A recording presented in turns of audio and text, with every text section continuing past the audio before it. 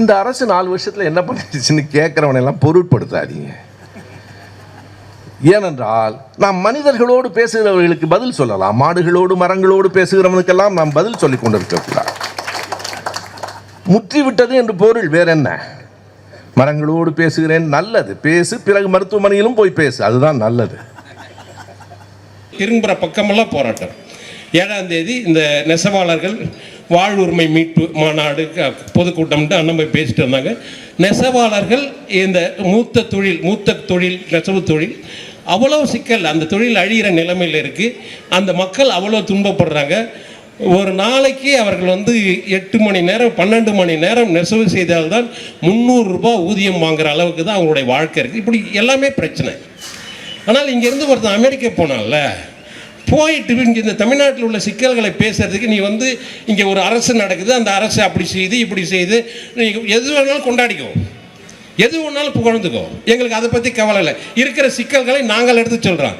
ஆனால் அங்கே போய் அண்ணன் செந்தமன் சீமான் மயிரை எதுக்கிட்ட பொருள் நாயா அங்கே போயிட்டு ஆடு மாடுகளோடு பேசுபவர்களுக்கு நமக்கு என்ன கவலை? அவர்களுக்கு முத்தி விட்டது. மருத்துவமனை மயிராண்டி, நீ வட்டிக்கு விட்டு சம்பாரிச்சு சாப்பிட்ற உழைப்பை பற்றி உனக்கு என்னடா தெரியும்? உழைப்பை பற்றி உனக்கு என்ன தெரியும்? யாரை பேசுற? எங்கே போயிட்டு பேசுற? வா, எத்தனை பிரச்சனைகள் இந்த நாட்டில்? யாரா நிம்மதியாக இருக்கா இந்த நாட்டில்? பெத்த பிள்ளைகளை கழுத்தா இருக்கிற மாதிரி மரங்களை வெட்டி மாமரங்களை வெட்டி குமிச்சு வச்சிருக்கான். இந்த மாசம் பூரா நீங்க பார்த்திருப்பீங்க.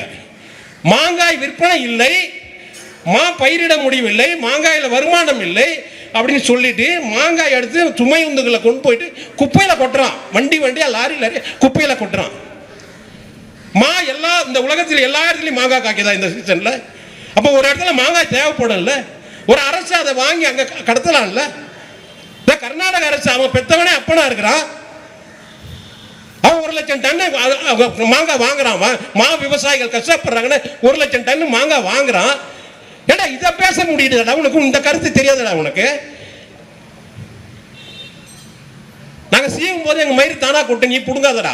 சுபவி உன்னை சொல்றேன், சுபவீர பண்ண நாய, என்னடா உனக்கு? இங்க அமெரிக்காவுக்கு போய் அங்க போய் பேசுறா, எங்க ஸ்டாலின் புடுங்குறாரு, நல்லா புடுங்குறாருன்ட்டு. எங்க மயிறு அதுக்கடா புடுங்குற நாய? போய் பேச சப்ஜெக்ட் இல்லையா உனக்கு?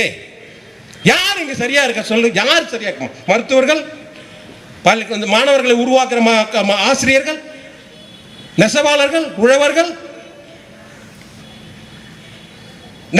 பஞ்சு தயார் பண்ணி பஞ்சு விளைவித்து கொடுக்குற அந்த விவசாயி ஒழுங்குமுறை விற்பனை கொடுத்தல பஞ்சை எடுத்துன்னு போய் அவன் ஒவ்வொரு நாளும் அந்த வயலில் போய் பறிச்சு கொண்டு வந்து பஞ்சு வேற இந்த கூக்காஞ்சி வேற எடுத்துட்டு பஞ்சை எடுத்து கட்டி கொண்டு போய் ஒழுங்குமுறை விற்பனை கொடுத்துட்டு விலை கட்டுப்படியால் இந்த பஞ்சு பறித்த விலை கூட எங்களுக்கு வரல அப்படின்ட்டு ரோட்டில் போராடுறான்.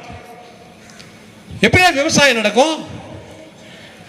உன்ன மாதிரி வட்டிக்கு வாங்கி சாப்பிட்றவங்க நாங்கள் உழைச்சி சாப்பிட்ற உழைப்பாளிகளுக்கு தானே தெரியும் எங்களுக்கு. நான் வடக்கு, உன்னை கிழிக்கணும்னா கிழிப்போம். இதுக்கு மேலே சுபவீர பாண்டியா எச்சரிக்கையாக சொல்கிறேன், ஒதுங்க. உனக்கு பிச்சை காசு ஒரு கூட்டம் போனாக்கா ஒரு 25,000 கொடுக்குறாங்க, அந்த கலைஞர் தொலைக்காட்சியில் எதை கொடுக்குறாங்க, வாங்கி தின்னுட்டு போடா. நாம் தமிழர் கட்சியில் கருத்தியல்ல, நாம் தமிழர் கட்சியோட கருத்தியல்ல என்ன உனக்கு சிக்கல் வருது? பேசு, வா பேசுவோம். இந்த நாடு இந்த உங்க ஸ்டாலின் அரசு, இந்த திராவிட மாடல் அரசு இந்த மக்களுக்கு என்னது கிழிச்சிச்சு? வா பார்ப்போம். கிழித்தது என்ன, தைத்தது என்ன? ஒண்ணுமே இல்லையா? காசை வச்சுக்கிட்டு டாஸ்மார்க்கில் வருஷத்துக்கு 50,000 கோடி வருமானம் வருதுன்றான். அதே 50,000 கோடி சைடில் அறிவாலயத்துக்கு போகுதுன்றான். அதே 50,000 கோடி சைடில் 60, அதாவது பாட்டிலுக்கு மேலே 10 ரூபா 20 ரூபாய்க்கிறான். அது இல்லாமல் அது இவன் செந்தில் பாலாஜி வீட்டுக்கு போகுது. அந்த இதில் கரூர் மாவட்டத்தில் இப்போ ஒரு பத்திரிகையாளர் சொல்லிக்கோ, கரூர் மாவட்டத்தில் 1 லட்சம் சலவை இயந்திரம் இறக்கியிருக்கானுங்களாம், 1 லட்சம் மிக்சி இறக்கியிருக்கானுங்களாம். ஆர்டர் கொடுத்து இறக்கியிருக்கான் ஓட்டுக்கு கொடுக்கறதுக்கு. 5 ஓட்டு உள்ளவங்களுக்கு 10 ஓட்டு உள்ள குடும்பத்துக்கு ஒரு சலவை இயந்திரமோ, 5 ஓட்டு உள்ள ஒரு குடும்பத்துக்கு ஒரு மிக்சி. காசை கொள்ளடிச்சு வச்சுட்டு இறக்குறானுங்க. நாங்கள் அப்படியேடா பண்ணுறோம், பிச்சை எடுத்து கட்சி நடத்துகிறோம். இந்த மக்களுக்கும் அந்த மண்ணுக்கும் அனைத்து உயிர்களுக்குமான அரசியல் செய்கிறோம். உன்ன மாதிரி மனிதன் சம்பாரிச்சதில் ரத்தத்தை சுரண்ட மாதிரி சொல்லி வட்டிக்கு வாங்கி சாப்பிட்ற குடும்பம் இல்லடா நாங்கள், உழைக்கிற குடும்பம். சுபவீர பாண்டியா, மரியாதையாரு. அடுத்ததாக சமூக செயற்பாட்டாளர்